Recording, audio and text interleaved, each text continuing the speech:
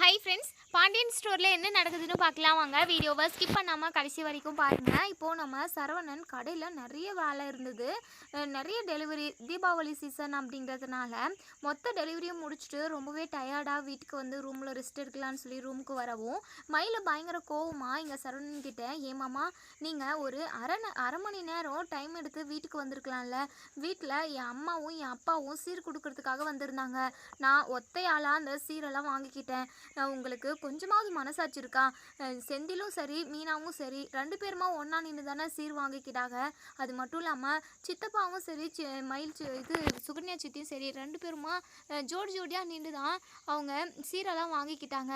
ஆனால் நான் மட்டும் தனியாக யாரும் இல்லாத அனாதை மாதிரி வாங்கிக்கிட்டேன் அப்படின்னு சொல்லவும் உடனே இங்கே நம்ம சரவணனுக்கு பயங்கரமாக கோவம் வருது. அனாதியா? ஏன் அப்பாவும் அம்மாவும் வீட்டில் தானே இருந்தாங்க. அது மட்டும் இல்லாமல் சீர் கொடுக்குறப்போ உன் கூட நான் எதுக்காக நிற்கணும்? நான் வந்து உன்னை என் பொண்டாட்டியாவே நினைக்கல. அப்படி இருக்கிறப்போ நான் எதுக்காக வரணும்? அது மட்டும் இல்லாமல் உன் அப்பா சீர் கொண்டு வந்தாங்கன்னு சொல்கிறியே, அந்த சீர் வாங்கிறதுக்காக பணம் எங்கேருந்து வந்திருக்கோம்? கண்டிப்பாக கடையிலேருந்து தான் நீங்கள் 2 பேருமா சேர்ந்து திருடி இருப்பீங்க அப்படின்னு சொல்கிறாங்க. மயிலுக்கு ரொம்பவே பதட்டமாக இருக்குது. கரெக்டாக சொல்கிறாரே அப்படின்னு சொல்லிட்டு, ஆனாலும் அதை வந்து வெளிக்காட்டிக்கல. என்னம்மாம்மா இப்படி மரியாதை இல்லாமல் பேசுகிறீங்க? ஏன் அந்த அளவுக்கு கூட எங்கள் வீட்டில் வக்கு இல்லையா என்ன? எனக்காக என் அம்மாவும் என் அப்பாவும் ஆசாசியாக சீர் கொண்டு வந்தாங்க. நீங்கள் என்னன்னா திருடினது அது இதுன்னு சொல்லி என்னென்னமோ பேசி என் குடும்பத்தை அவமானப்படுத்துறீங்க அப்படின்னு சொல்லவும், எங்கள் பார் மயிலு, தேவையில்லாமல் என்கிட்ட பேசிக்கிட்டு இருக்காத. உன்னை பார்க்கவே எனக்கு அருவெருப்பாக இருக்குது. ஏன் உன் அப்பா கடையில் திருடினப்போ நான் அதாவது நேரில் தான் பார்த்தேன். அப்படி பார்த்தும் ஒன்றுமே பண்ண முடியாமல் இருந்தேன். இனிமேலாம் நான் அப்படியெல்லாம் இருக்கவே மாட்டேன். கடை பணத்தை ஏதாவது காணாமல் போகட்டும். அப்புறம் இருக்குது உன் அப்பனுக்கும் உனக்கும். தேவையில்லாமல் இங்கே பேசிக்கிட்டு இருக்காத. நானே கடையில் ஃபுல் வேலையும் பார்த்துட்டு ரொம்ப டயர்டாக வந்திருக்கேன் அப்படின்னு சொல்லவும், என்னம்மாம்மா நீங்கள் கடையில் வேலை செஞ்சீங்க அப்படின்னா அதுக்காக நான் என்ன பண்ண முடியும்? நீங்கள் வீட்டுக்கு வந்திருக்கலாம்ல அப்படின்னு சொல்லி பேசிக்கிட்டே இருக்கிற டைமில் இங்கே நம்ம கோமதி வந்துடுறாங்க. என்னடா சத்தம் போட்டுக்கிட்டு இருக்கீங்க அப்படின்னு சொல்லி கேட்கவும், உடனே மயில் இருந்துட்டு ஒன்றும் இல்லை அத்தை அப்படின்னு சொல்லிட்டு, சரவணன் இருந்துட்டு அம்மா அதெல்லாம் ஒன்றும் இல்லைம்மா சும்மா தான் அப்படின்னு சொல்லிட்டு சொல்கிறாங்க. இப்போது மயில் ரொம்பவே வருத்தப்பட்டுக்கிட்டே வெளியே வராங்க. நம்ம கோமதியுமே, என்ன மயில் நீ வா சாப்பிடு வா அப்படின்னு சொல்லி கூப்பிடுவோம். இல்லை அத்தை நான் அப்புறம் சாப்பிட்டுக்கிறேன் அப்படின்னு சொல்லிட்டு சொல்கிறாங்க. இங்கே நம்ம கோமதியுமே அவங்க வேலையை பார்க்குறதுக்காக போயிடுவோம். இங்கே நம்ம சுகன்யா வந்து, என்ன மயில் என்ன ஆச்சு அப்படின்னு சொல்லி கேட்குறாங்க. ஏன் எதுக்காக இப்படி கேட்குறீங்க அப்படின்னு சொல்லி கேட்கவும், உடனே சுகன்யாவோ, மயிலே உன் முகமே வாடி போயிருக்கு. அது மட்டும் இல்லாமல் நீயும் சரவணனும் ஏதோ சத்தம் போட்டு பேசிக்கிட்டு இருந்தீங்க. உனக்கும் சரவணனுக்கும் ஏதாவது சண்டையா என்ன அப்படின்னு சொல்லி கேட்கவும், அதெல்லாம் ஒன்றும் இல்லை அப்படின்னு சொல்லி சொல்கிறாங்க. அட சொல்லு மயிலே அப்படின்னு சொல்லவும், இல்லை அதெல்லாம் ஒன்றும் இல்லை அப்படின்னு சொல்கிறாங்க. சரி எனக்கு என்னத்துக்கு உன்னுடைய விஷயம், நான் போகிறேன் அப்படின்னு சொல்லிட்டு சுகன்யாவுமே போயிடுறாங்க. அதுக்கப்புறம் இன்னொரு சைடு இங்கே நம்ம பாண்டியன் வந்து அப்போ தான் வீட்டுக்கு வராங்க. நம்ம கோமதி பாண்டியனுக்கு சாப்பாடெல்லாம் பரிமாறிட்டு அதுக்கப்புறம் 2 பேருமா படுத்து தூங்க போயிடுறாங்க. மறுநாள் காலையிலேயே இங்கே கடைக்கு கிளம்புறவங்க கடைக்கு கிளம்பி வராங்க. இப்போ கோமதியுமே வீட்டில் உள்ள எல்லா வேலையுமே பார்த்துக்கிட்டு இருக்காங்க. நம்ம சுகன்யாவுக்கு மனசுக்குள்ளே தோணிக்கிட்டே இருக்குது, சீக்கிரமாகவே நம்ம புருஷனை கூட்டிக்கிட்டு நம்ம தனி கொடுத்தனும் போயிடணும். நம்ம சக்திவேல் மாமா வீட்டுக்கே போயிடணும். அந்த விஷயத்த அத்தாச்சிக்கிட்ட எப்படி பேசுறது? சரி, தகுந்த நேரம் வரட்டும். கண்டிப்பாக இந்த விஷயமா பேசிட்டு நம்ம பழனி மாமாவை அந்த வீட்டுக்கு கூட்டிகிட்டு போயிடணும். சீக்கிரமாகவே தனியாக பிஸ்னஸ் ஸ்டார்ட் பண்ணணும் அப்படின்னு சொல்லிட்டு நினச்சிக்கிட்டு இருக்காங்க. இன்னொரு சைடு இங்கே மயிலோட அப்பா வந்து கடையில் சும்மா வேலை கூட பார்க்காம உட்காந்து பிஸ்கெட்டு சாப்பிட்டுக்கிட்டு இருக்காங்க. இதெல்லாம் பார்த்து சரவணனுக்கு பயங்கரமாக கோபம் வருது. இருந்தாலும் எதுவும் கேட்காம சைலண்ட்டாக தான் இருக்காங்க. அதுக்கப்புறம் பழனியும் சரவணனும் டெலிவரி பார்க்கறதுக்காக போயிடுறாங்க. இப்போது பாண்டியனுமே, எனக்கு வேலை இருக்க மயில், கொஞ்சம் வெளியே வேலை முடிச்சுட்டு வந்துடுறேன், நீயும் அப்பாவும் கடையை பத்திரமா பார்த்துக்கோங்க அப்படின்னு சொல்லிட்டு இங்கே நம்ம பாண்டியனுமே கிளம்பி போயிடுறாங்க. மயில் இருந்துட்டு, அப்பா நீங்கள் சீர் வாங்கிட்டு வந்து கொடுத்தது தான் பெருசுன்னு நினச்சிக்கிட்டு இருக்கீங்க. ஆனால் அந்த பணத்தை அதான் அந்த 10,000 ரூபாவை வச்சு தானே நீங்கள் சீரெல்லாம் வாங்கி கொடுத்தீங்க. 10,000 ரூபாவை எப்போ நீங்கள் மாமா கிட்ட திருப்பி கொடுக்க போகிறீங்க அப்படின்னு சொல்லவும், ஏன் மயில் அதவே நினச்சி நீ கவலைப்பட்டுக்கிட்டு இருக்காத, 10,000 தானே கண்டிப்பாக கொடுத்துருவேன் அப்படின்னு சொல்கிறாங்க. இங்கே பாருப்பா, ஏதாவது பண்ணி தொலைச்சி வைக்க போகிறீங்க. மாமாவுக்கு அந்த பணத்தை கொடுத்துருங்க. ஏன்னா நம்மக்கிட்ட பணம் கொடுக்க சொல்லி சொன்னாங்கல்ல, அவங்க எப்பயாவது மாமாவை பார்த்தாங்க அப்படின்னா, இப்படி தான் பணம் கொடுத்தேன் வந்துச்சாப்பா அப்படின்னு சொல்லி கேட்டாங்க அப்படின்னா இந்த விஷயம் மாமாவுக்கு தெரிய வந்துடும். அதுக்கப்புறம் நம்ம சோலி முடிஞ்சுது. உங்க சம்மந்திக்கிட்ட தான் குடுத்தேன். இன்னும் குடுக்கலையாப்பா அப்படின்னு சொல்லி கேட்டாங்கன்னா, முடிஞ்சு சோலி. இந்த விஷயம் மட்டும் தெரிஞ்சது அப்படின்னா, மாமா என்ன இந்த அதாவது வீட்டிலேயே வைக்க மாட்டாங்க. தொரத்திருவாங்க. ஏன்னா நம்ம பண்ணிக்கிட்டு இருக்க திருட்டு வேலை அப்படி. நீங்க கல்லாவுலயும் பணம் எடுக்குறீங்க. அது மட்டும் இல்லாம இப்போ ரூ. 10,000 வாங்கி வச்சுக்கிட்டு இருக்கீங்க. இந்த விஷயமெல்லாம் ஒட்டுமொத்தமா சேர்ந்து என்ன பண்ண போகுதோ தெரியல அப்படின்னு சொல்லிட்டு, இங்க நம்ம மயிலு ரொம்பவே பதட்டப்பட்டுக்கிட்டு இருக்காங்க. மயில்கிட்ட அவங்க அப்பா சொல்கிறாங்க, ஏன் மயிலே இப்படி புலம்பிக்கிட்டே இருக்க, 10,000 ஒரு பணமா அப்படின்னு சொல்லி பேசிக்கிட்டு இருக்காங்க. அதுக்கப்புறம் அப்பா நீ எப்படியாவது பணத்தை ரெடி பண்ணணும்ப்பா அப்படின்னு சொல்லவும், சரி மயிலே அந்த பணத்தை நான் கடையிலேயே இந்த கல்லாவில் எடுத்துக்கவா, கடையில் கல்லாவில் எடுத்து இது சம்மந்தி வந்தாங்க அப்படின்னா அந்த பணத்தை அவங்க கொடுத்தாகதா சொல்லி கொடுத்துர்லாம் அப்படின்னு சொல்லவும், என்னப்பா பேசிக்கிட்டு இருக்கீங்க, கல்லாவில் இருக்கிற பணத்தை எல்லாத்தையுமே எடுத்துட்டோம் அப்படின்னா அதை கண்டுபிடிக்க மாட்டாங்களா அப்படின்னு சொல்லவும், மயிலே தீபாவளி கலெக்ஷன் நிறைய பிச்சில் அடிச்சுன்னு ஓடி இருக்கு. கலெக்ஷன் எல்லாம் நிறைய கலெக்ஷன் வந்திருக்கு. ஏன்னா அது அது எல்லாத்தையுமே அதாவது எக்கச்சக்கமாக வந்திருக்கிறப்போ பணம் கொஞ்சம் காணாமல் போச்சு அப்படின்னா கண்டிப்பாக கண்டுபிடிக்கிறதுக்கு வாய்ப்பே இல்லை. அதனால தான் சொல்கிற மயிலு, அதாவது கடனும் கழிஞ்ச மாதிரி இருக்கும், நமக்கும் எந்த ஒரு பயமும் இல்லாமல் இருக்கும்ல. இல்லைப்பா நீங்கள் கடப்பணத்துலேருந்து எடுத்தீங்க அப்படின்னா கண்டிப்பாக அதை கண்டுபிடிச்சிருவாங்க. இந்த அரசி துல்லியமாக கணக்கு போடுறா. ஒரு ரூ. 100 கம்மியானா கூட அவள் கரெக்டாக கண்டுபிடிச்சிடுறாப்பா. கடையில் இருந்தாலும் எடுக்காதீங்கப்பா. அட மயிலு நீ ஏன் இப்படி பயப்படுறேன்னு எனக்கு தெரியல. சரி இரு நான் எடுத்துக்கிறேன், அதெல்லாம் ஒன்றும் இல்லை அப்படின்னு சொல்லிட்டு இப்போது எடுக்க போகிறாங்க. கரெக்டாக சரவணனும் பழனியும் வந்து நிற்கிறாங்க. இவங்க வரதை கவனிக்காமல் இப்போது நம்ம மயிலோட அப்பா வந்து பணத்தை எடுத்து பாக்கெட்குள்ளே போடுறாங்க.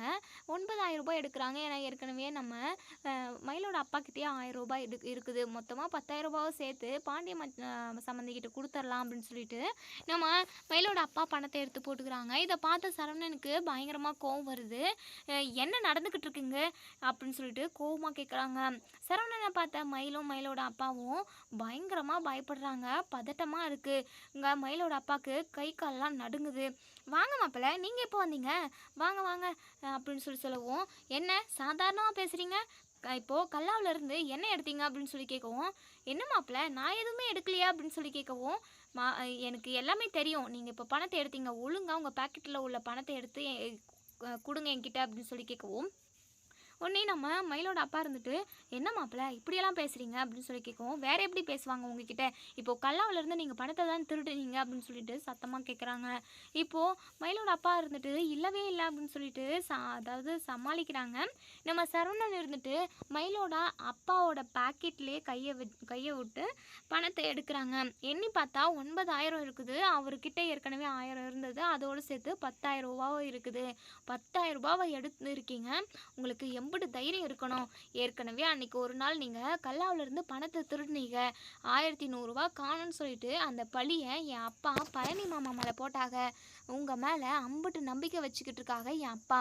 அப்படிப்பட்டவரை நீங்கள் ஏமாற்றணும்னு நினச்சிருக்கீங்க. உங்களெல்லாம் பார்க்கவே எனக்கு அருவெறுப்பாக இருக்குது. அது எப்படி ஒருத்தவங்க கடைக்கு வேலைக்கு வந்திருக்கங்க, கடைக்கு வந்த இடத்துல வேலையை மட்டும் பார்க்காம மற்ற வேலையெல்லாம் எதுக்காக பார்க்கணும், இப்படிலாம் திருடுறீங்களே உங்களுக்கு அசிங்கமாக இல்லை அப்படின்னு சொல்லிட்டு பயங்கரமாக வெளுத்து வாங்கிக்கிட்டு இருக்காங்க. மயில் இருந்துட்டு அது வந்து மாமா அது வந்து அப்படின்னு சொல்லவும், நீ எதுவும் சொல்லாத, உன்னை பற்றி எனக்கு நல்லாவே தெரியும். குடும்பமாக சேர்ந்து இப்படி ஃப்ராட் வேலை பண்ணிக்கிட்டு இருக்கீங்க. அது மட்டும் இல்லாமல் இப்போது கடையிலையும் திருட ஆரம்பிச்சிட்டீங்க. அசிங்கமாக இருக்குது. இரு அப்பா வரட்டும், அப்பா வந்ததுக்கப்புறம் இந்த ஆள் பண்ண திருட்டுத்தனத்தை சொல்லிவிட்டு அதுக்கப்புறம் உங்கள் 2 பேரையும் கழுத்தை பிடிச்சி வெளியே தள்ள சொல்கிறேன் அப்படின்னு சொல்லிட்டு நம்ம சரவணன் வந்து சொல்கிறாங்க. இப்போது மயிலுக்கு ரொம்பவே பதட்டமாக இருக்குது. ப்ளீஸ் மாமா இந்த விஷயத்தை மட்டும் நீங்கள் பாண்டிய மாமா கிட்ட சொல்லாதீங்க, அதுக்கப்புறம் என்ன நடக்கும்னு யாருக்குமே தெரியாது அப்படின்னு சொல்லவும், ஏதாவது நடந்துட்டு போகட்டும், அதை பற்றி எனக்கு ஒரு பிரச்சனையும் இல்லை. ஏன்னா நீங்கள் திருடி இருக்கீங்க, தப்பு பண்ணியிருக்கீங்க, தப்பு பண்ணால் கண்டிப்பாக தண்டனை அனுபவிச்சு தான் ஆகணும். ஏற்கனவே நாள் திருடுன்னு அப்போவே நான் அப்பா கிட்ட சொல்லியிருக்கணும். அப்போ நான் சாதாரணமாக எடுத்துக்கிட்டு விட்டுட்டேன். இப்போவும் 10,000 திருடி இருக்காரு. இதை மட்டும் நான் பார்க்காம இருந்திருந்தேன் அப்படின்னா எப்படியும் கணக்கு போடுறப்போ இந்த 10,000 ரூபாய் காணோன்னு சொல்லிட்டு கண்டுபிடிச்சிருப்பாங்க. அப்போது அந்த பழியையும் பழனி மாமா மேலே தூக்கி போட்டிருப்பாங்க. கொஞ்சம் கூட மனசாட்சி இல்லாமல் அதையும் பார்த்து நல்லா ஜாலியாக நம்ம மாட்டலையே அப்படின்னு சொல்லிட்டு நீ ஜாலியாக இருந்திருப்பல்ல. இங்கே பாருடி, கண்டிப்பாக அப்பா வரட்டும், எல்லா உண்மையும் சொல்லி உங்கள் 2 பேரையும் உங்கள் வீட்டுக்கே துரத்துறேன் அப்படின்னு சொல்லிட்டு சரவணன் பயங்கர கோவமாக பேசிக்கிட்டு இருக்காங்க. இங்கே நம்ம மாணிக்கத்துக்கு என்ன பண்ணுறதுனே தெரியல. மயில் அப்படின்னு சொல்லியிருப்போம். அப்பா எல்லாமே உங்களால் தான்ப்பா, நான் எத்தனையோ டைம் சொன்னேன் இப்படியெல்லாம் வேலை பார்க்காதீங்க, திருடாதீங்கன்னு சொல்லிட்டு. இப்போ பார்த்தீங்களா, இந்த விஷயம் மட்டும் மாமாவுக்கு தெரிஞ்சுது அப்படின்னா அம்புடு தான், என் சோழி முடிஞ்சிச்சு அப்படின்னு சொல்லிட்டு இங்கே நம்ம மயில் வந்து ரொம்பவே பதட்டப்பட்டுக்கிட்டு இருக்காங்க. பழனி இருந்துட்டு, மாப்பிள்ளை எதுக்காக இந்த விஷயத்த பெருசு பண்ணிக்கிட்டு, வேண்டாம் விடு மாப்பிள்ளை, அந்த பணத்தை நீ கல்லாவில் போட்டுரு, எதுவும் நடக்காத மாதிரி இரு மாப்பிள்ளை அப்படின்னு சொல்லுவோம். இங்கே பாருங்க மாமா, இதுதான் உங்களோட மனசு. ஆனால் உங்கள் மனசை கொஞ்சமாவது யாராவது புரிஞ்சுக்கிட்டாங்களா? அவங்க பணத்தை எடுத்து ஜாலியாக செலவு பண்ணுவாங்களா? அதுக்கப்புறம் பழியெல்லாம் நீ சுமந்துக்கிட்டு இருப்பியா? இதெல்லாம் நல்லாவா இருக்குது? வரட்டும், அப்பா வரட்டும், அதுக்கப்புறமா இருக்குது இவங்க 2 பேருக்கும் அப்படின்னு சொல்லிட்டு பயங்கர கோவமாக நம்ம சரவணன் வந்து இருக்காங்க. எப்படா பாண்டியன் வருவாங்க அப்படின்னு சொல்லி வெயிட் பண்ணிக்கிட்டு இருக்காங்க. இப்போது பாண்டியனுமே வராங்க. பாண்டியன் வந்ததுமே விஷயத்த சொல்கிறாங்க. அப்பா, இந்த ஆள் கல்லாவில் இருந்து 10,000 ரூபாவை எடுத்துட்டான்ப்பா, இதை நான் என் கண் கூட பார்த்தேன் அப்படின்னு சொல்கிறாங்க. இதை கேட்டு நம்ம பாண்டியன் பயங்கரமாக ஷாக் ஆகுறாங்க. என்ன சரவணா, நீ சொல்கிறத என்னால் நம்பவே முடியலையே, சம்மந்தியா? கண்டிப்பாக சம்மந்தியெல்லாம் இப்படி ஒரு வேலையை பார்த்துருக்க மாட்டாங்க அப்படின்னு சொல்லுவோம். அப்பா, நீ அவங்க மேலே ரொம்ப நம்பிக்கை வச்சுக்கிட்டு இருக்கப்பா, அதனால தான் உங்களால் இதை ஏற்றுக்க முடியல. ஆனால் அவங்கெல்லாம் அப்படி கிடையாதுப்பா, நம்ம கல்லாவில் இருந்து டெய்லியும் பணம் எடுக்கிறாங்க போல. அப்பா, இதை இப்படியே விடக்கூடாது, 10,000 ரூபாப்பா, நம்ம எம்புட்டாலாம் உழைச்சி கஷ்டப்பட்டு இதை நம்ம சம்பாதிச்சிருப்போம். ஆனால் இந்த ஆள் அசால்ட்டாக 10,000 ரூபாவை அவர் பாட்டுக்கு எடுத்து பாக்கெட்டில் போடுறாருப்பா. இதை நம்ம சும்மாவே விடக்கூடாது. இதுக்கப்புறம் இவங்க 2 பேரும் இந்த கடையில் வேலையே பார்க்கக்கூடாதுப்பா அப்படின்னு சொல்லவும், இதை கேட்ட நம்ம பாண்டியன் இருந்துட்டு சரவணனை தான் திட்டுறாங்க. என்னடா பேச்சு பேசிக்கிட்டு இருக்க? உனக்கு கொஞ்சமாவது அறிவு இருக்கா? அவங்க மாமனார் மேலேயே பழி போடுறியே. கண்டிப்பாக அவர் அவ்வளோ பணத்தை எடுத்துக்க மாட்டார். ஏன் வீணா இப்படி சண்டையை கலவரமாக பண்ணணும் அப்படி இப்படின்னு சொல்லிட்டு பண்ணிக்கிட்டு இருக்கேன். டே சரவணா, போய் வேலையை பாருடா அப்படின்னு சொல்லிட்டு இதை நம்ம மயில் வந்து அவங்க பக்கம் சாதகமாக எடுத்துக்கிட்டு, பாருங்க மாமா, நான் அன்னைக்கு கூட உங்ககிட்ட சொன்னேன் இல்லை, இவங்க இப்படி தான் இருக்காங்க, என் அப்பா பணத்தை எடுக்கவே இல்லை, ஆனால் பணத்தை எடுத்துன்னு சொல்லிட்டு அப்பாண்டமாக பழி போடுறாங்க, வேலைக்கு வர வேண்டான்னு கூட சொல்லிடுங்க மாமா, நானும் என் அப்பாவும் இந்த கடைக்கு வேலைக்கெல்லாம் வரதில்லை, தேவையில்லாமல் இப்படியெல்லாம் பழி போட வேண்டான்னு சொல்லுங்கப்பா அப்படின்னு சொல்லிட்டு மயில் பச்சையாக நடிக்கிறாங்க. பழனிக்கு பயங்கர அதிர்ச்சியாக இருக்குது. மாப்பிள்ளை என்னடா இது அப்படின்னு சொல்லிட்டு உடனே நம்ம மயிலோட அப்பாவுமே, சம்மந்தி என்ன சம்மந்தி, இது எனக்கு ரொம்ப அவமானமாக இருக்குது, இனிமேல் நான் இந்த கடைக்கு வரதில்ல சம்மந்தி, நான் போகிறேன் அப்படின்னு சொல்லுவோம். எங்கள் பாண்டியன் இருந்துட்டு, சம்மந்தி நீங்கள் எதுக்காக கடையை விட்டு போகணும்? வேண்டாம் சம்மந்தி, நீங்கள் இங்கே இருங்க அப்படின்னு சொல்கிறாங்க.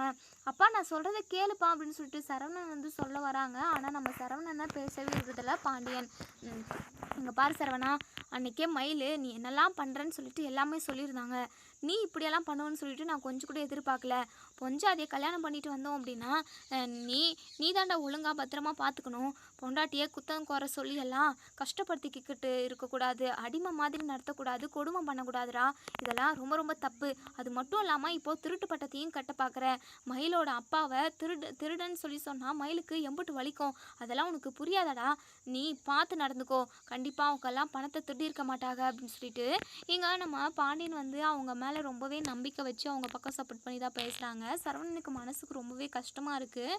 அப்பா இவங்க 2 பேரையும் இம்புட்டு நம்புறாங்க, ஆனால் இவங்க நம்பிக்கை துரோகியாக இருக்காங்களே, இதை அப்பாவுக்கு எப்படி நம்ம தெரியப்படுத்துறது அப்படின்னு சொல்லிட்டு பயங்கர டென்ஷனில் இருக்காங்க. போய் வேலையை பாருங்கடா அப்படின்னு சொல்லிட்டு நம்ம பாண்டியன் வந்து சொல்லவும், நம்ம பழனியும் சரவணனும் அவங்க வேலையை பார்க்குறாங்க. குடோனுக்கு போகிறாங்க அரிசி மூட்டை தூக்கி வைக்கிறதுக்கு. இப்போது நம்ம சரவணன் இருந்துட்டு, பாத்தியம்மாமா, இந்த மயிலும் மயிலோட அப்பாவும் எம்பிட்டு நடிச்சாகன்னு சொல்லிட்டு நீயே பார்த்தல மாமா, உன் கண்ணாலே பார்த்த தானே நீ, அவங்க பணம் எடுக்கிறதெல்லாம்.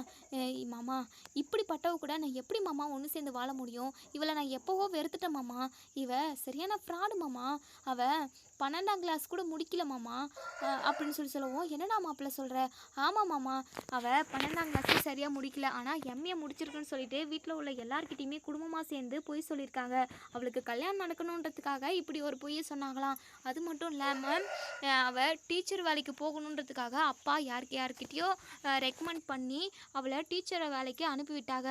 அப்படியே படித்து கிழிச்ச மாதிரி டீச்சர் வேலைக்கும் போனான். அது மட்டும் இல்லாமல் ஆஃபீஸில் வேலை செய்கிறேன்னு சொல்லிட்டு டீச்சர் வேலை பிடிக்கல அப்படி இப்படின்னு என்னென்னமோ காரணத்தை சொல்லிட்டு பொய் மேலே பொய்யை அடுக்கி அதுக்கப்புறம் ஆஃபீஸ்க்கு போகிறேன் அப்படின்னு சொல்லி சொன்னான்.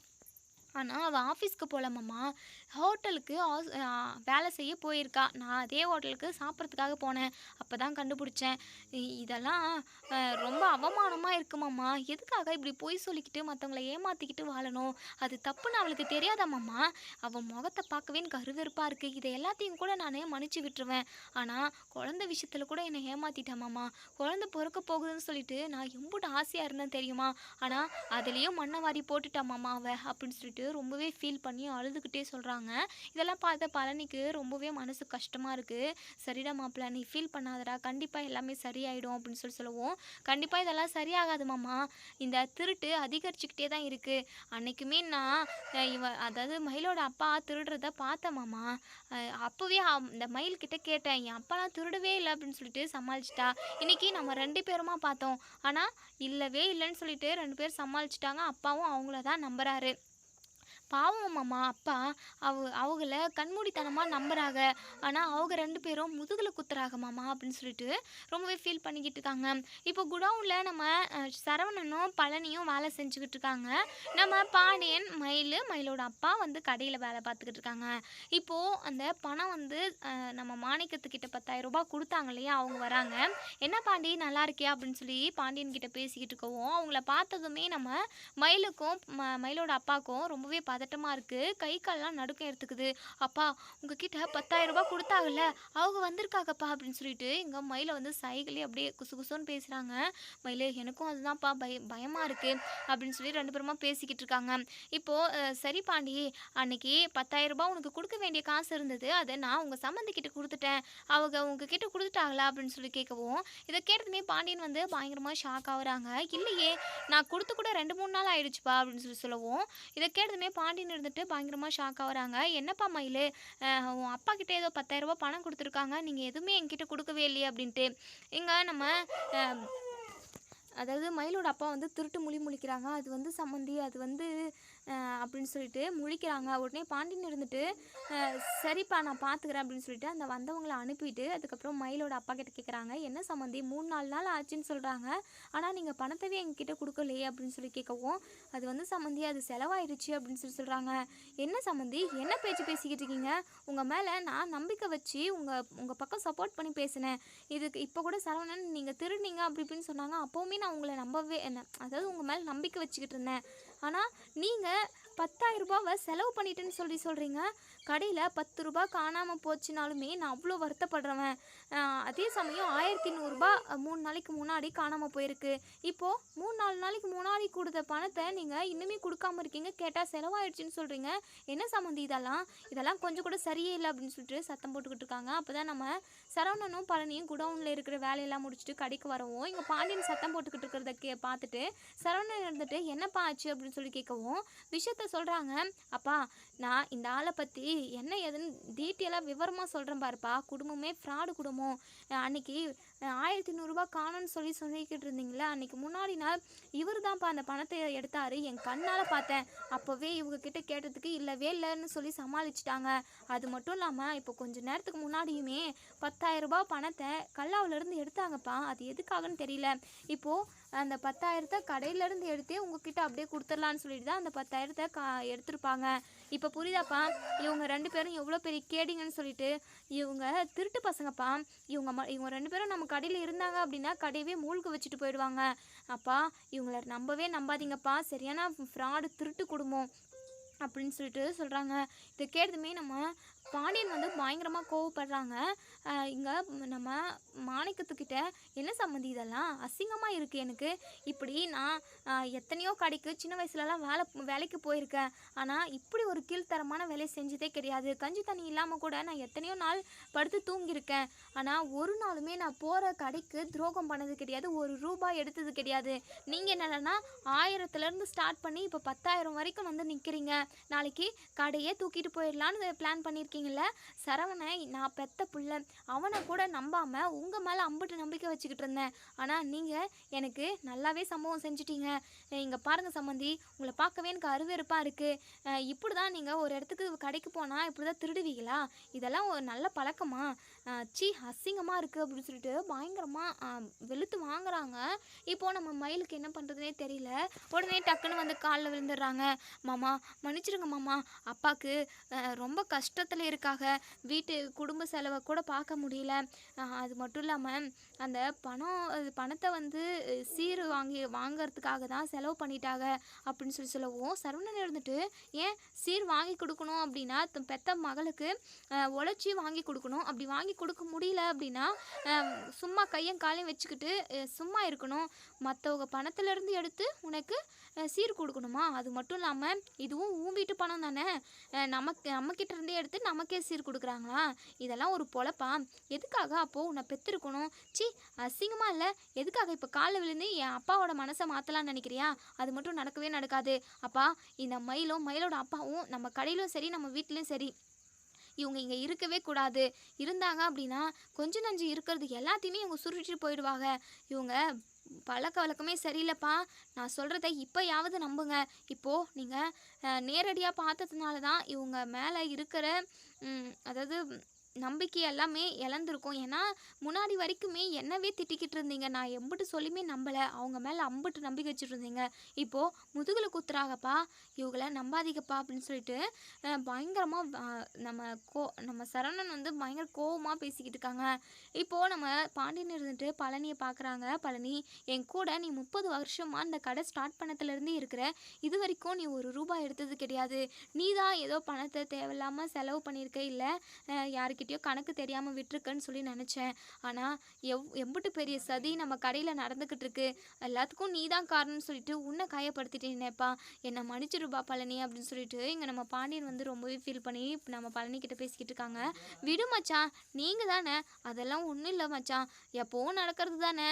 நான் இப்போ வரைக்குமே ஒரு நாளுமே கடையில் உங்களை கேட்காம நான் கையே வச்சிருக்க மாட்டேன் மச்சான், என்ன பண்ணுறது அப்படி இப்படின்னு சொல்லிட்டு நம்ம பழனியுமே பேசிக்கிட்டு இருக்காங்க. மயில் இருந்துட்டு காலில் விழுந்துக்கிட்டு, சாரி மாமா, என் அப்பாவையும் என்னையும் மன்னிச்சிருங்க, இப்படி ஒரு தப்பு பண்ணாமல் இனிமேல் நான் பார்த்துக்கிறேன் அப்படின்னு சொல்லவும், சரவணன் இருந்துட்டு, அப்பா, இவங்க 2 பேரும் இந்த கடையில் இருந்தாங்க அப்படின்னா நான் வீட்டுக்கும் வரமாட்டேன், கடைக்கும் வரமாட்டேன், எங்கேயாவது போயிடுவேன் அப்படின்னு சொல்லிட்டு இங்கே நம்ம சரவணன் வந்து சொல்லவும், நம்ம பாண்டியன் இருந்துட்டு, இங்கே பாருப்பா மயில், நீ உன் அப்பாவும் பண்ணது ரொம்ப ரொம்ப தப்பு, உன் அப்பா திருடினார் தான், அப்போது நீ திருட வேண்டாம், அதெல்லாம் தப்புன்னு சொல்லி நீயாவது சொல்லியிருக்கணும், நீங்கள் 2 பேருமே சரியில்லைப்பா அப்படின்னு சொல்லவும், இங்கே பாருப்பா, நீ இனிமேல் கடைக்கெல்லாம் வராதப்பா, வீட்டுக்கு போப்பா அப்படின்னு சொல்லவும், சரவணன் இருந்துட்டு, அப்பா, அவள் வீட்டுக்கு கூட போகக்கூடாதுப்பா, அவங்க அப்பா கூடயே அவங்களோட வீட்டுக்கு போகட்டும் அப்படின்னு சொல்லவும், டேய் சரவணா, என்னடா இதெல்லாம், அவங்க அப்பா தானே திருடினாரு, மயில் எதுவும் பண்ணல அப்படின்னு சொல்லவும், அப்பா, மயில் பண்ண விஷயத்த எல்லாத்தையுமே உங்ககிட்ட சொன்னோம் அப்படின்னா கண்டிப்பாக நீங்கள் மனசொடைஞ்சு போயிடுவீங்க, அது சொல்லாமல் இருக்கிறது தான்ப்பா உங்களுக்கும் நல்லது, எல்லாத்துக்கும் நல்லது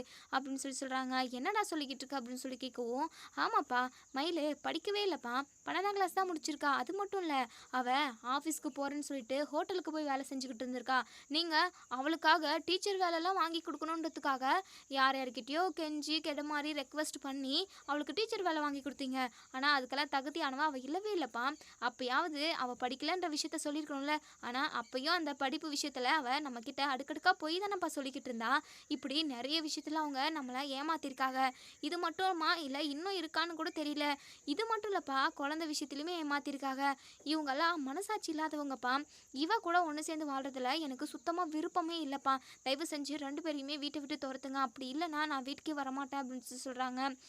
சரிப்பா சரவணா, இதெல்லாம் நம்ம கடையில் வச்சு பேச வேண்டாம், எதுவாக இருந்தாலும் வீட்டுக்கு போய் பேசிப்போம் அப்படின்னு சொல்கிறாங்க. அப்பா, அது வந்து இங்கே பாரு சரவணா, அதான் சொல்லிட்டேன்ல அப்படின்னு சொல்லிட்டு சொல்லவும், சரிங்கப்பா அப்படின்னு சொல்கிறாங்க. இப்போது நம்ம பாண்டியன் எடுத்துகிட்டு அதாவது மாணிக்கத்துக்கிட்ட சொல்கிறாங்க, இங்கே பாருங்கள், உங்கள் ஒய்ஃபை கூட்டிக்கிட்டு வீட்டுக்கு வாங்க அப்படின்னு சொல்லிட்டு இப்போ எல்லாருமே கடையெல்லாம் அடிச்சுட்டு வீட்டுக்கு போகிறாங்க. இப்போ பாக்கியத்துக்குமே கால் பண்ணி வீட்டுக்கு வர வச்சிடுறாங்க.